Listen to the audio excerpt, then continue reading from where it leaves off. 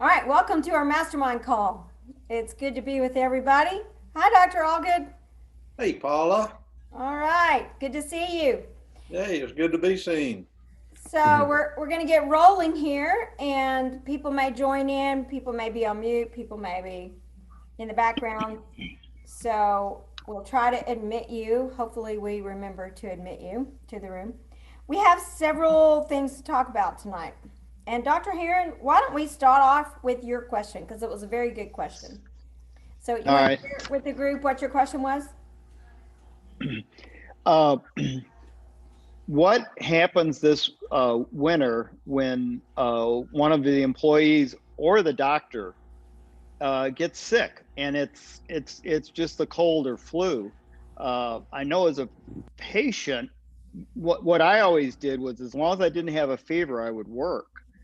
But personally, as a patient, I wouldn't feel comfortable going to a healthcare provider that's coughing and sneezing. So how do we handle that? That's a good question. What are y'all doing? What have y'all decided out there? I've got a couple things I can pull up on the screen about that, Dr. Heron, but I thought we'd discuss it first. Anybody else want to comment on that? Dr. Watson? I guess one of the first. Go ahead. Sorry. Then Andy. Yeah, you go ahead, Barry. Okay.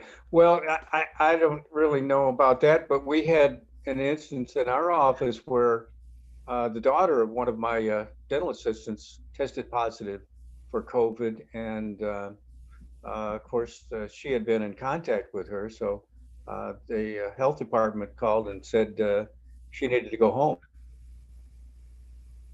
So she went home, but then she went and got tested, and she was negative. And so they told her that she could come to work as long as she wore a mask and wasn't in direct patient contact. So she came and assisted one of the other assistants, and everything worked out fine. So Barry, I'm when they not said sure what you would do. Yeah. when they What's said that? no patient contact for how long, how many days? That's not clear.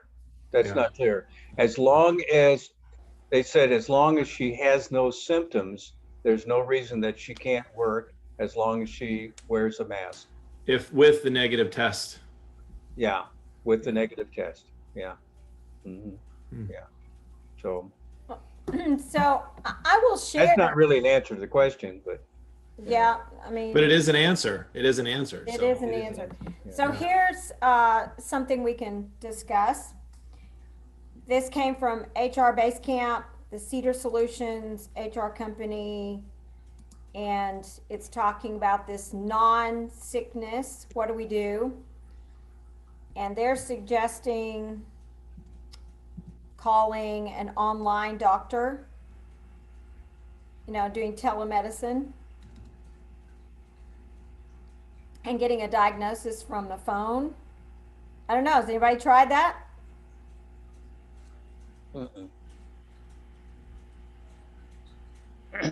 The thing is, though, uh, without a COVID test, you're still not 100% certain that they're negative. That's right. well, and I think Dr. Heron, what you're also alluding to is patient perspective. If you're coughing as the doctor or you're coughing as the hygienist, what is the patient perspective? And I think that's also weighing heavy here. Mm-hmm. Now, what was interesting, my wife suggested um, that obviously, well, what my thoughts were is that the employee has to go home, that you have them get a rapid COVID test. Hopefully, you can get the results in 24, 48 hours. I would pay for the COVID test, and then you can get them back to work, hopefully in a couple days. Mm-hmm. Mm-hmm. And then I still that you've got an employee that's coughing, but they've tested negative. So I don't know what your thoughts are on that. That's the thing that you're looking at is, even if you can tell them all day they're negative COVID, but if they're coughing and sneezing, then the patient's still going to be very uncomfortable about things. I agree. Yeah. Um, Yeah. Well, I think that's sort of the issue. I mean, what if there weren't COVID here and you had a bad cold and were coughing and sneezing, what would you do? Even if COVID wasn't around? Yeah. Do you keep that employee or do you keep yourself there? I mean, a bad cold can be pretty rough on folks, and it's especially these days, the patient sitting there, yeah, okay, they're doing all this stuff. They say they're negative, but are they really negative? So, Well, and the cough is the one that is just the symptom that you're looking at in this list.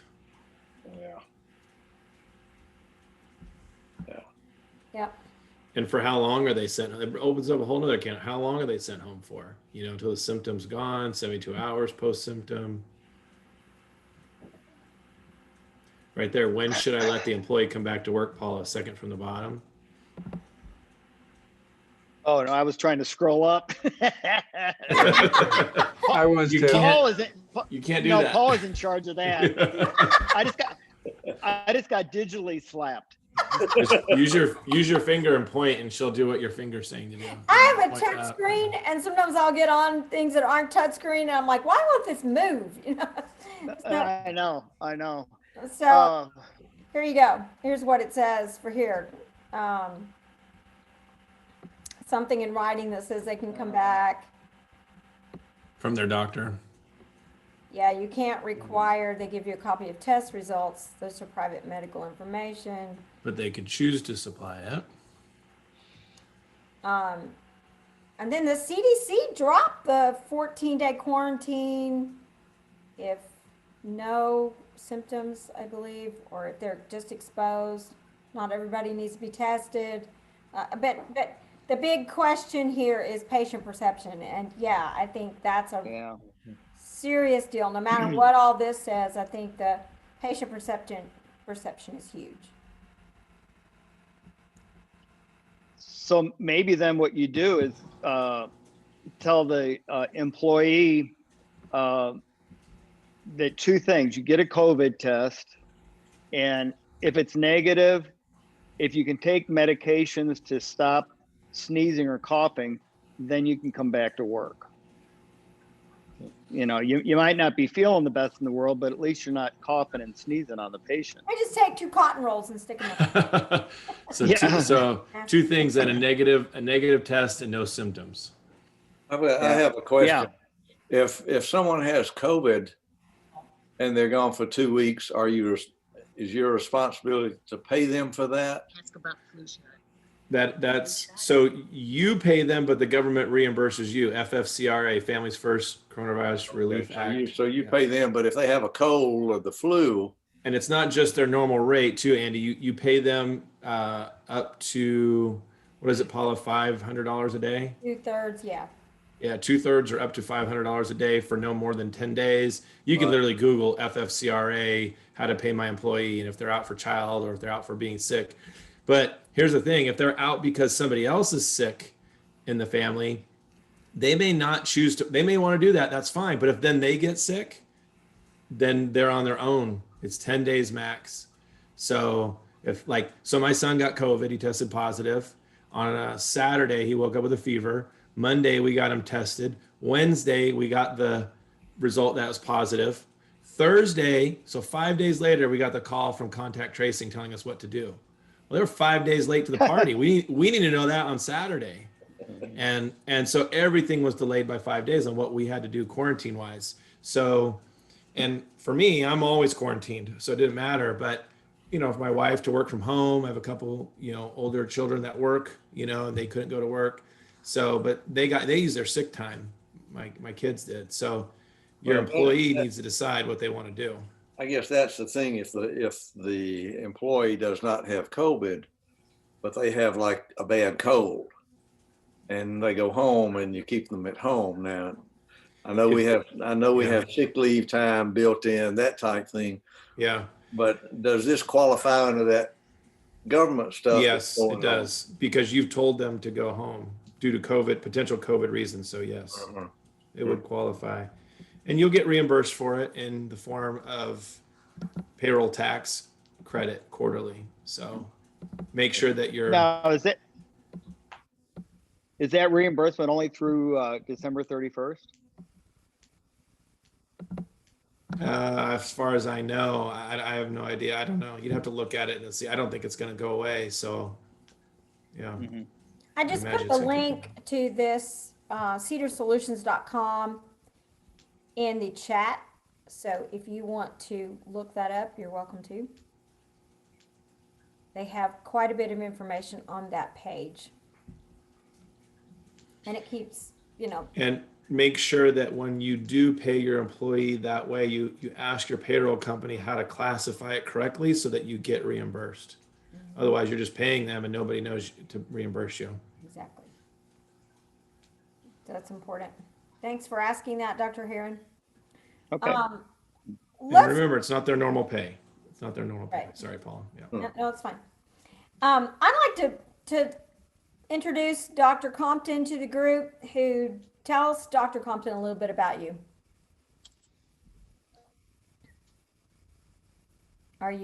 Did you freeze? It looks like you froze. Well, Thanks There for it is. putting me on the spot. there you go. I know. Can you hear us now? Well, I'll watch when you're moving around a little bit, and then I'll come back to you. Are you with us, Dr. Compton? It's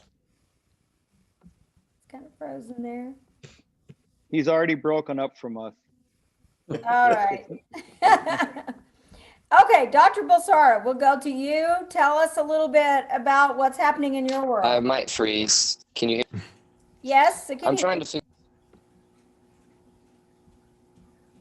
Okay, and then we lost Dr. Bulsara. Oh, well. Don't call on anybody else, Paula. They'll disappear.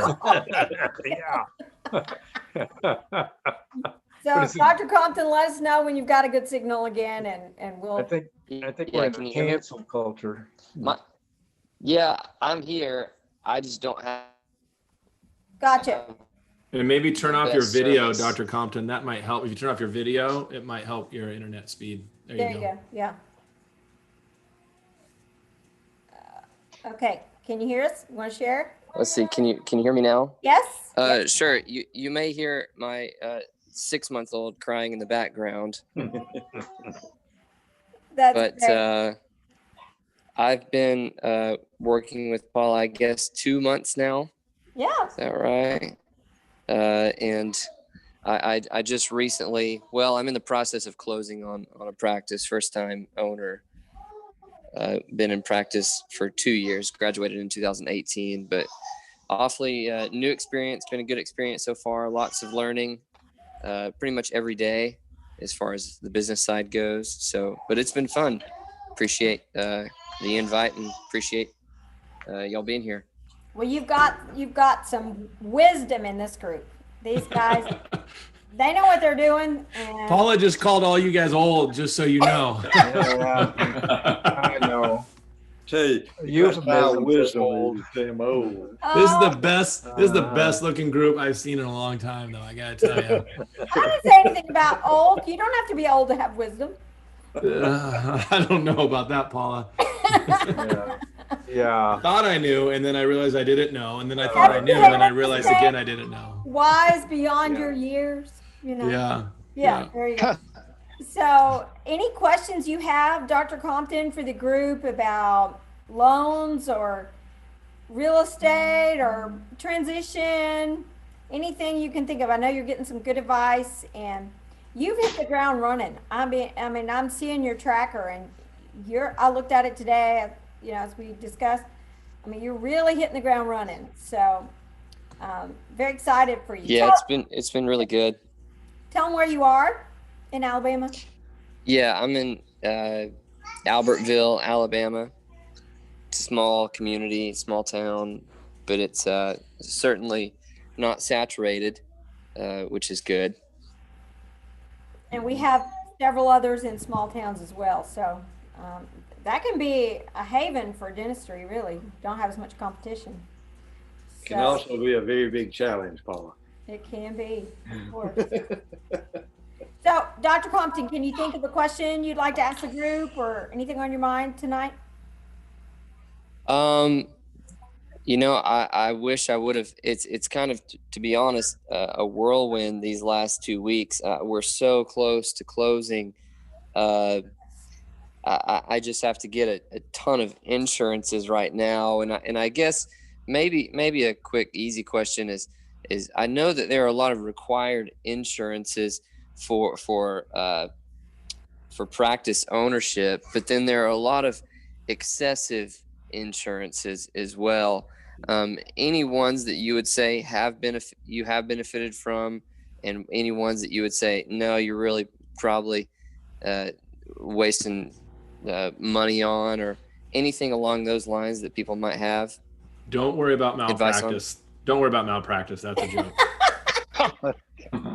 No, That's a just kidding. fluff. That's a fluff. Just kidding. Just kidding. No, just seeing if you were awake. Dr. Allgood, I was going to ask you about that. What do you recommend? Do you get what he's asking as far as?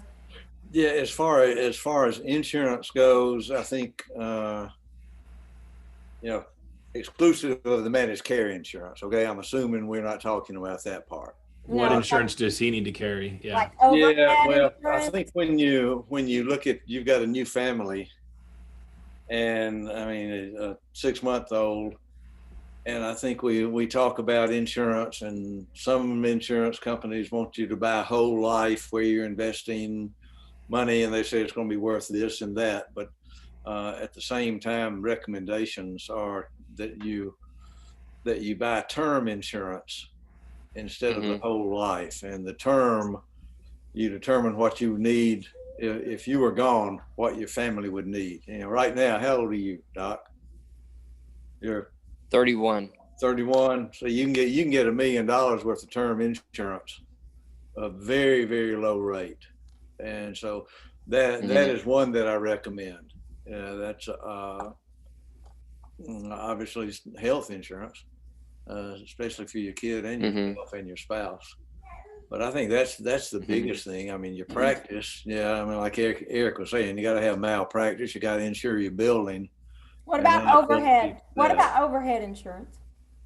That's more like disability, I think, Paula. So I've had some who had overhead insurance, like they had sewage back up in their office. They had to close for 3 weeks. Yeah. Nobody was disabled, but they had to shut down. So I don't know. Does anybody have that? That's a good idea. You know what? I don't know that I ever had that. Okay. But I know the disability is one that you really have to look at too. Let me ask, does anyone have cyber security insurance to prevent against people hacking patient charts and locking you out and ransoming their data, your data back to you? It's interesting. Is there such a thing? Yeah. Yeah. It is real. Yeah. I've got medical protective malpractice insurance, and they added it as a rider last year, the cybersecurity insurance, and it was no charge. Interesting. It was quite a deal. And medical protective is one of the better malpractice companies in the United States. That's good to Medical know. protective. Okay. Sometimes in Georgia, your medical protective is endorsed by the state association. So check in to see what your state association has there in Alabama. That could help. Yeah, ours is Pro Assurance. Yeah, and usually they have people there who can give you advice on a lot of it. Dr. Morgan, Yes. what do you suggest as far as insurance to have coverage types? All I can tell you is every year they review my situation and they try to sell me about 40 new kinds of insurance. Who's they? The insurance agent that it's called a professional protector plan, and yeah, it includes the cybersecurity, and it included also practice interruption or business interruption insurance. So as soon as COVID came, it said, "Hey, my business is interrupted. Guess Yeah. what? No, Yeah. not covered. Nope, not Not covered. covered. It's only good if you need Not it covered. until you need it. So all I can tell you is I'm really good at paying premiums, and I never get anything back. That's my insurance story. You hope you never collect on your life insurance for sure. You know, Yeah. that's one thing that I'm looking at is, you know, I'm retired. I'm not seeing patients anymore. And do I need to continue with my malpractice insurance? I ain't gonna work anymore. I'm done. And so I've got to look into that part of it. Yeah, I already have modified it for part-time just in case, you know, I go in there and help out with a case or something like that. But I'm done seeing patients, but I'm going to be involved in treatment planning and that sort of thing. So yeah, I think I'm going to hold on to a part-time status on it. Yeah, especially if you're doing treatment planning and all, because you have responsibility for that. Right. Yeah. And as the owner, I'm legally responsible for what my associates do. To a point. So yeah. I'm only responsible for what my tractor does.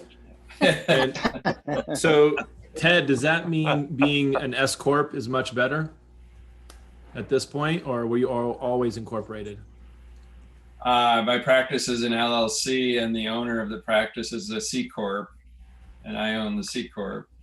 But for, you know, that's some protection, I guess, legal protection, but I still need to malpractice. Yeah, for your personal assets. Yeah. So I'm now hosting a podcast, so woohoo. And I just interviewed this guy. This is Dr. Ace Gorig. I don't know if you guys ever heard of him, but he's he's an endodontist. Endodontist up in Washington. Yeah, so he and I have become close the last year or so, and so I interviewed him. And this might be a good pickup for Dr. Compton. I don't know. Can you read that? Yeah. Is it backwards? Okay. Yeah, it's a good book. So I just interviewed him, and you know his whole thing is like investing, right? So like Andy was bringing this up, but why invest to get up and down in the stock market right now when you can get 400% return on paying your debt down? So his big thing, like debt snowball, he was showing me, and on the podcast I was like, oh my gosh, it makes so much sense. You ever seen like what's the payment table called where your loan amortization, right? You see the interest is like you might have a 6% loan, but you look at something that's a $1,500 payment, and only $300 of it's going to principal. And so I was like, yeah, I always do like an extra payment. He goes, well, that'll cut a little bit off, but you need to be in a position where you're doubling your payment every month and have your 30-year loan paid off in 5 years. You just made 400% on your money. And it's freeing yourself up to be able to do some things where you're not so restricted. And so the podcast will come out in a couple weeks. I'll share it with everybody, with Paula, she'll forward it. And then it's interesting, Andy, that you mentioned, because he said, then once you're debt free, keep in mind that then you go in your retirement planning at that point, and you can do it alongside if you can, but he's like, why bother playing with the stock market when you put it all in, and then when you go to take it out, you're taxed again, right? You get that 50% tax, or your family's taxed if you die, or if you give money to your family, you're taxed. But he said with whole life, you can borrow against what you've put in there completely tax-free and then pay it back. And I was trying to wrap my brain around it during the podcast. I was trying not to sound too stupid. I was like, okay, explain that again, because I'm a slow learner.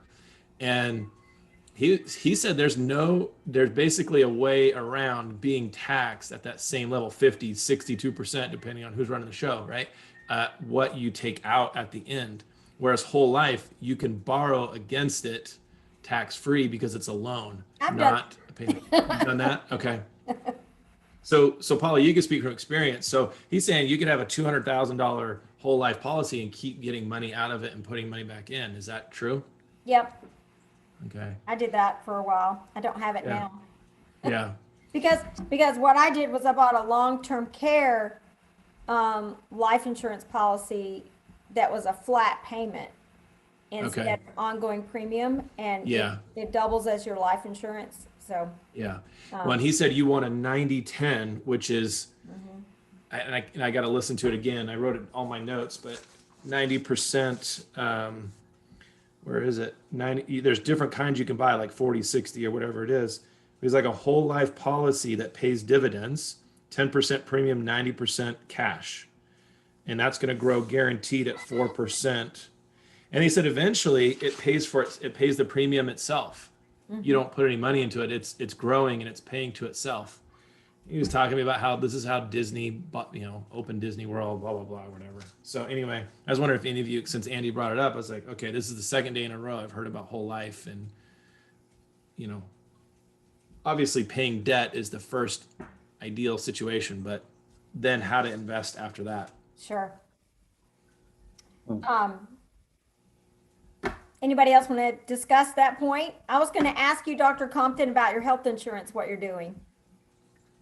But For himself or for his team? for himself. Mm-hmm. I know you're on mute. Okay. And we'll come back to that. Because there are some healthcare sharing plans. There's a new one out, Ted, right? Sedera, is that how you say it? Yeah, I don't know a lot about it. It's basically a Medishare plan that's Well, doesn't our have health the insurance. Christian element to it. Yeah. What were you saying there, Dr. Compton? Okay. Well, I'm actually trying to join on my computer. So if it asks me, if it asks Oh, you, there you are. if an Yep. Alex Compton can join, You're in. let me. You're Thanks. in. Yep. Okay. You should be in. Okay, so What was the last sentence that Ted just said? Sorry, Paula. You said there's a what element to it? it doesn't have the Christian element. There are several Christian healthcare sharing plans, that have some requirements. Mm-hmm. And then Sedera, it was in the Danvantage newsletter recently, wasn't it? Ted, Dan Stanky wrote about it. Yeah, it's kind of the same kind of plan for people that don't want to be. I don't know why they wouldn't want to do the Medishare one unless they're atheist or something. But Yeah, I don't know. anyway, it's the same kind of plan, and it also has. They've recently enacted legislation to allow it to be used in employer benefits, which I think was previously not allowed in some scenarios. So Awesome. that's a huge positive trend in that area. Yes, So, it is. yeah. Very much so. And I was on it. I was on one for a while, and it was about $220 a month. So Yeah. Paula, can I put in on that? yeah. Both of my hygienists have, it's not Medishare, but it's something like that. There's It's one of the Liberty, plans, there's and, some Samaritan. yeah, I don't know which one it is, but Sonia, last year she was, she died about 3 times, I think, and they brought her back. She had every kind of influenza that there was. She was airlifted to the hospital. She was on an ECMO machine and all of this stuff. And she had signed up for this program just before that. And she said it was all covered, every bit of her expense. It was like $150,000. Wow. And it was all covered. So That's amazing. I think they're pretty good plans. Yeah. Pretty good plans. I like it. Okay. So I want to get to Dr. Watson and Dr. Bulsara. Let's talk about the exciting news there. So, Dr. Bulsara, you're back. So would you like to share with us what you're doing? Well, I am just taking it all in.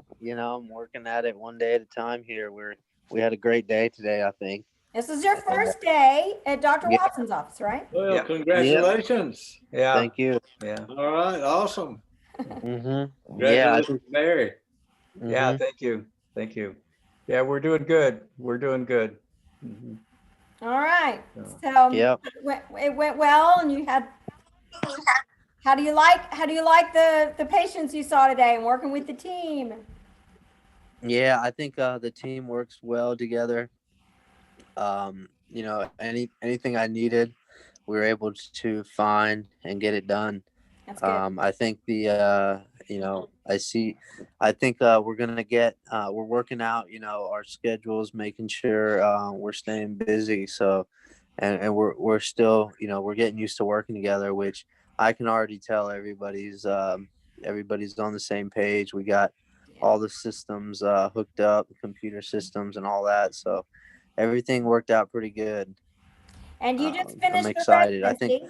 I think we're, You just finished your yeah, GPR. yeah, we finished that up. Cool. hmm Right Where, there where in, did you graduate from, Doc? yeah. I did East Carolina School of Dental Medicine. Got my DMD from there, and then I did the 1 year AEGD from East Carolina as well at their Silva clinic. That's awesome. That's awesome. Yeah. That's you know, I brought in a GPR graduate in my practice. That was 2 or 3 years ago, with the ultimate goal of his taking over the practice. But I'm not going to talk with y'all about your ultimate goals now. But it worked out really well. Yes. Worked out really well. He's doing super. Well, we're trying to follow your footsteps, Andy. Yeah. Be careful, Barry. Yeah. That's all I can say. Well, the thing is, number one, the new doc's got a great background with the GPR. You know, that really helps instead of just coming straight out of dental school. Yeah. The GPR residency helps tremendously, and being with you, Barry, that makes a huge difference too, and your team. I think one of the biggest things when we made our transition was having the team on board and having a great team to support the new doc. And I think that's a lot of what you have there, Barry. You have really worked hard with that. It does. So One of the big mistakes I see is they put a brand new assistant with a new doctor. You want to put your best. Yeah. Probably not the best thing. That's what happened to me when I first started in practice. 2 19-year-old dental assistant students and myself. Yeah, that worked out great. No, Dr. Watson, what do you want to share? he worked today with an assistant that's had about 25 years experience. So, that's good. He was in good hands, and he did really good in his residency program, and he's coming in ready to go. And so today we had quite a few new patients, and he handled it very, very well. And I was just working out of one room today, and he was checking almost all the hygiene patients, and I felt like I was on vacation. Oh. And you can be more productive that way, Barry. Exactly. Yeah. If you want to we're doing good. If you want to show Dr. Watson that you appreciate him, do all the hygiene checks. Yeah. But the team, you were talking about the team being on board. It was their idea. I had nothing to do with it. They had a big banner out front of the office that said, "Welcome, Dr. Becerra," with our office logo and everything. Fantastic. Wow, that's awesome. Yeah. Well, That's he great. can count his blessings, Barry. They're on board. Yeah. I don't know if they're excited to see him or they're just tired of me. I don't know. I found it was a combination in my practice, Barry. Okay. Oh, that's great. I'm so excited for you. That's wonderful. Okay. That is. There's some other things on the list. We've got hygiene appointments for October. It's been a challenge for most practices. We've got the V-shaped recovery. Most of you are having that. Does anybody, real quick, does anybody have open hygiene? Like we talked about filling October hygiene, but does anybody have openings where they're still going, I don't have it completely full and I don't know what to do? Or is everybody filled up in October? No, We're not filled. filled up. I'm a lot better than some of my close associates or close dentists that I know. Uh, every minute of the day, when somebody has time, we're calling people trying to get them scheduled. Um, so the hygiene for October, November, especially for October, is not going to fill up. We just don't have enough time. So what's helping us out right now is Invisalign. It's keeping up our production numbers. Cool. That's good. That's good. Good. Dr. Compton, how's your practice doing with hygiene openings for October? Y'all okay? We're pretty good for we've been pretty good actually for most of October. It'll be interesting. End of October, we kind of take it day by day. Like I guess Paul was saying, we're only open 4 days a week right now, and the front office and one of the hygienists is meeting on Fridays to call patients that were scheduled a year ago that would have fallen through the cracks in April. And so we've actually had a lot of success with that, but they're on it. They're doing really well. That's good. That's great. Awesome. Okay. Anybody else have something that's worked for filling hygiene in October? Well, I was going to say we've been putting new patients, filling a lot of new patients in for Dr. Bracella. So we've been filtering those in to fill the open slots. That's a great idea. idea. That's worked really good for us. Yeah. Mm-hmm. That's a great idea. Absolutely. Yeah. And we're getting a ton of new patients, you know. So speaking of the small towns, that's where the action is. Everybody's leaving the urban areas. We have a tremendous influx of people. Our phone is ringing off the hook, you know. Where are they moving from? You name it, Atlanta, Florida, California. New York. We got them coming in from everywhere. Yeah. Mm-hmm. Mm-hmm. Yeah. They love the mountains. Yeah. I just, Paul and I were talking about this. I just say, you know, if you have open time in October, you're going to have open time in April, and it's never going to fix itself until you get in front of it and get those patients in. So, you know, be paying attention to that. Talk to your teams about it. Make sure they're fully aware. That's right. That's right. One idea I've been talking about a lot is the co-marketing idea of network with a restaurant in your area or a nail salon or something like that, and say, then put on your Facebook, social media, or blast text or blast email, whatever. The next 10 people who schedule their hygiene visit get a free piece of pie over at Bobby Joe's restaurant, you know? I'm going to schedule 5 hygiene visits. Yeah. I want the whole pie, Paula. Yeah, I want the whole thing. There you go. There you go. Or a nail salon, free pedicure to the next 10 people who schedule their hygiene visit. That's co-marketing. That it shouldn't cost you anything to do that. You just go and say, hey, we'd like to promote your business to our patients. What special would you offer? We just need about 5-10 things that you would offer to our patients that come over and tell you. You work out the deal, and then you put that up on your social media or text or whatever. I think it's a great thing to do. I've had some people do that with success. Paula, may I ask you a question? Sure. I know you are fantastic with these ideas. I mean, you really are.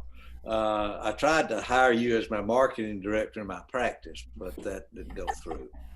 But how do you suggest? I mean, like, you know, like Dr. Watson or Dr. Herring and all, we've got a busy practice. Yep. And these ideas are great, but I wasn't going to go out there and do that. I wasn't going to go to a nail salon and different things. No, it shouldn't be you. How do you feel like you should do? Should you have a marketing director inside your practice that's responsible for all of this, or what would you recommend? That's a very good question. And some people pay big bucks for somebody to do this for them. And I think if you're new in the community, I think it's per practice, Dr. Allgood. Like for Dr. Compton right now and Dr. Bulsara being new in the community, they might go around and introduce themselves. Maybe they don't strike a deal, but go with your 80-20 principle and your near marketing. Do you guys remember near? Naturally existing relationships and naturally existing economic relationships. So you may have patients in your practice who own businesses. Who has the best relationship with that patient that can contact them and say, hey, Bobby Joe, I know you're a patient of ours. You own this restaurant. We'd like to support you. That's a great way to get started. Okay, so if you already have that patient that's a member of your practice, talking with them first, you think? Yeah. Yep. Yeah. So Now Bobby Joe is married to Ricky Bobby, and they own Tommy Tom's Bakery. You have to make sure that you have a connection with them first. Like Paula's saying, you have to know them, or somebody's got to know them. And if they're a patient, it's 10 times easier, much easier, because you can talk to them when they're in your practice. And you can even flip it. You could say, look, we're going to give a free you can do a drawing, have everybody put their name in your place. If they take one of our business cards and then put their name in, we'll give them a free new patient exam once a month, whatever. I don't know. But you got to have at least 20 people in there for us to draw, right? Yeah. Exactly. So set up your parameters to win. Creates the obligation vacuum. I'm going to promote them on my page. Maybe they'll want to promote us on their page. And maybe they'll even want to be a part of our membership plan, right, Ted, with Denvantage? Oh, speaking of pages and Denvantage, I just sent a comment there for you guys to follow my Facebook page. It's called Denvantage. If you could go follow that page, I'd appreciate it. And it actually would be a benefit to you because I put all kinds of free advice on there and funny information. And then you'll start to learn more about how to have in-office membership plans in your practice. So, and then share it with all your friends who are dentists for me too, please. I'd appreciate it. Absolutely. Yep. So membership plan. This is the best time of year to promote your membership plan. Who knows why? Do we get a prize? I want a pie. If I have the right answer, do I get a pie? Bobby Jones, A new- peanut butter pie. A new patient exam. Okay, free new why, patient Eric? exam. Why is this the best time of year to promote your membership plan? Because a lot of times what happens is employers are deciding on renewing their plan. I'm just working on this with an office, with a client, and the wife is the office manager, and she says, it went up again. It went up again. And it's time to consider, should I go out and get one of those other plans you and Ted were talking about? And it's a great opportunity. In fact, the post I did today for Denvantage, it was a release of all of the spike in new businesses. The new applications for business has never been higher. People lost their jobs and decided to go open a business. They don't have insurance now.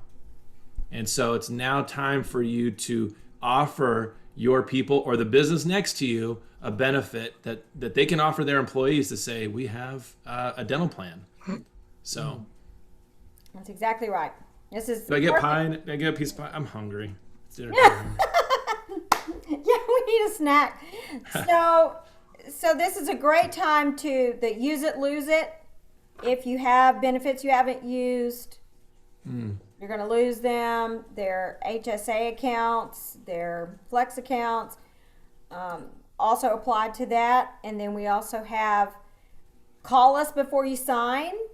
Meaning they're about to sign up for a dental plan for next year, and it might be not worth very much, and it might be that they're losing Expensive. money. Yeah. So, A lot of times they're paying $600 a year to get $1,000 benefit. and they have, And they got to spend $1,000 to get $1,000. So they spend $1,600 to get $1,000. yeah, it doesn't make sense. It's not a good deal. Many times they're losing money, and they don't even realize it. It's a false Yeah. sense of security. And if there's a 1-year waiting period, they're going to spend $2,600 Exactly. to get $1,000. So it adds up quick. They don't see it that way. So if you can show them a Denvantage or an in-office membership plan that's only $30 a month and it covers their preventive stuff, it creates loyalty. It brings them in. it's a huge win. And it wasn't such a huge win even 2 years ago. There were some people who had the foresight to see that it was going to be, but now more than ever, an in-office membership plan is huge. I've got clients where they're telling me, okay, I need to sign up because I've got patients calling me. They got the flyer from the marketing from the other dentist saying they have an in-office membership plan, and they're an existing patient of ours, and they're wanting to know if we have an in-office membership plan. Exactly. Yeah, it becomes a referral source. That's great. That's awesome, Eric. Thank you for sharing that.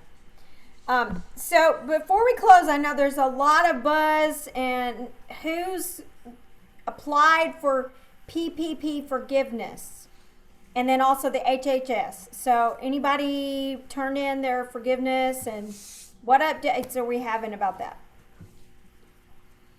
What are your CPAs? Haven't turned anything in. Haven't turned anything in yet. No, I haven't either. Putting it off. Has anybody asked their lender, when's the last day I have to apply for triple P forgiveness? No, Might- sounds like might a be good a- idea. Might be a good question to ask them. Yeah.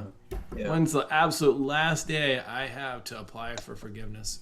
Yeah, that's a good one.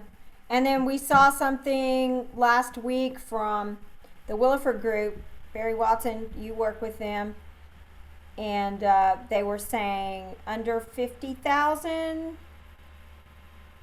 No need to do Under 50. Yeah. under 50,000. It was 150, and Yeah, I thought it was going to be 150. yeah. Yeah. So there's still a lot going on. There's some state grants out there. I just talked to somebody the other day, and they got a $15,000 grant from their state, and they're like, "Man, I need to watch my taxes. I might end up making more than I did the year before." Mhm. So gotta be careful with Yeah. that. HHS. Anybody doing HHS? Yeah. Ted, how'd that go? Well, it was pretty easy to apply, and I assume everybody probably did that. Money showed up unannounced. Yep. It went into an account, and I thought I was going into a different account and had been there a week and a half before I discovered it. Yeah. So, Like finding money in your pocket when you put your pants on. yeah. But I know there's strings attached, and we'll find out what those are like when we try to get it, forgiven. And from what I hear, I don't think I'm going to have enough direct expenses. I think I'm going to have to do the loss of income route, which is the other way to use the money, to qualify. And I guess from what I've read so far, it's going to be a complicated process, but hoping by the time we get there, it's simplified. Mine is over 50,000, so it's going to be, Yeah. we're going to go jumping through all the hoops. Yeah, me too. Why won't you have enough expenses on I've used this money to pay for COVID expenses to justify the 50,000?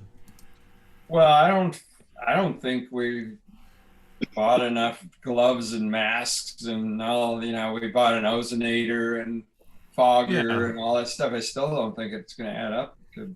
But you have until I think June of 2021. Still going to be short? I believe so. Okay. I mean, I really haven't dug in, but just in my head, I don't know of expenses that will amount to that. Yeah. Maybe I'm wrong. Well, maybe it's time to buy an HVAC UV filter with X-ray vision. I have a related question. I did not. We bought an ozonator and the fogger and that stuff. I did not put in air purification, and I put it off thinking, well, later on it'll kind of settle down to there'll be some consensus on what the best way to do that is. Any advice on air purifiers? Ehab and Slava did the Henry Schein virus killer. They did those. And Ehab, he does all his research, and he's like, this is the only one. So Schein is selling that virus killer, and it's mounts on your wall in the operatory. Is So there one per operatory? You can do one per operatory, yeah. And okay. Yeah. I did. And there are 3 versions. Oh. I did cold plasma generators and air returns, which some hospitals do. So that really wasn't that all expensive either. We put UV lights in our HVAC systems too. Uh-huh. Cold plasma. Yeah. Yeah. I don't know how it works, but it sterilizes the air. How much maintenance? There are maintenance costs, things to replace. No, it needs to be. They have to inspect it every year. There's no maintenance to it at all. Okay. I have an ozonator for my deer stand. What? Yeah, I'm serious. COVID. Yeah, you look it up and creates ozone and covers your odor. And you, Andrew, and you take your tractor out to the deer stand, right? That time, yeah, the deer don't mind the tractor. His deer stand is on the tractor. That's right. That's right. It's mobile that way. Oh, that's hilarious. Yeah, so nobody has obviously research on actually killing COVID-19, right? It doesn't exist. So they can only do it in comparison to what, other COVID, how it's worked in the past. So here's the link. I'll put it in the chat box for you, Ted, because I know you want to get up out of that chair and go copy and paste something before we close this. But you can also just go to henryshine.com, Raddick, then the number 8. If you want to search that, that would probably work. Okay. RADIC? RADIC, and then the number 8. Okay. You can copy and paste that link right there if you want and do a search. Okay. And this is what it looks like. This is, I don't know, can you see it? Yeah, now I can. Yeah. Okay. The virus killer. Ooh, man, good marketing, huh? The virus killer. Single pass and against virus similar to SARS-CoV-2. And I read an article today about mouthwashes, oral rinses killing COVID. And, that took me back to Bradley Bale. Some of you remember from the leadership retreat.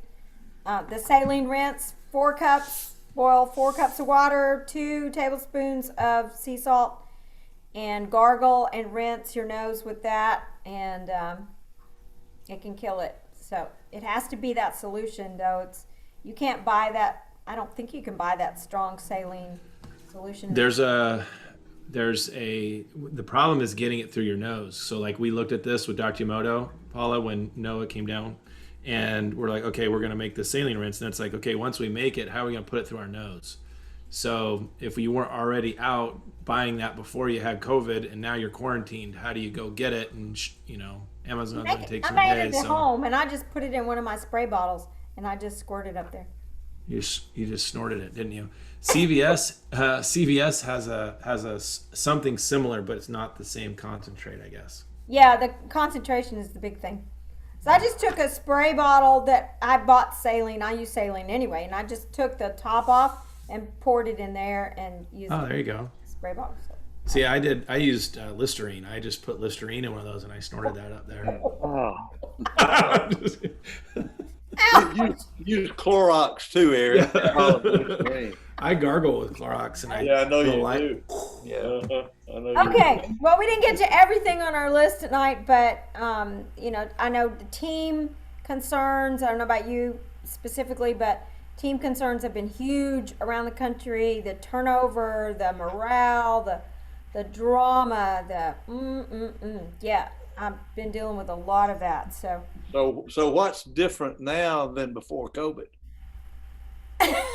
Good question. Just everything they're wearing, all the heat and everything. They get all hot and bothered with everything they're wearing. They're grumpy and they're grouchy, and yeah. There's a lot of uncertainty and insecurity Yeah. Or we're gonna get closed again. Yes. period in their lives, in the world, and they're just kind of chewing on each other. And, And they start talking politics in the practice. oh, Uh, that's a deal breaker for sure. That'll be That's- over in a couple of weeks. That should be a question you ask in the interview process. What color are you, blue or red? And then you can decide if you want to hire them or not based upon your majority in your practice. Oh my goodness! Oh my goodness! Can we cut that out of the recording, Paula? Cut that out. Okay. Not legal Uh, advice. Okay. Not legal. Not legal in this state. Yeah. Let me tell you.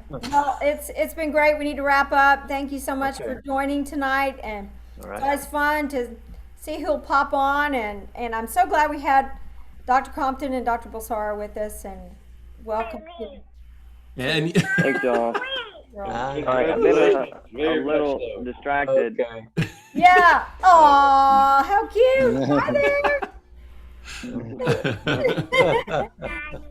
right. There you basically go. the entire time. Spend time with your family. We enjoyed having you. All right. Bye, everybody. good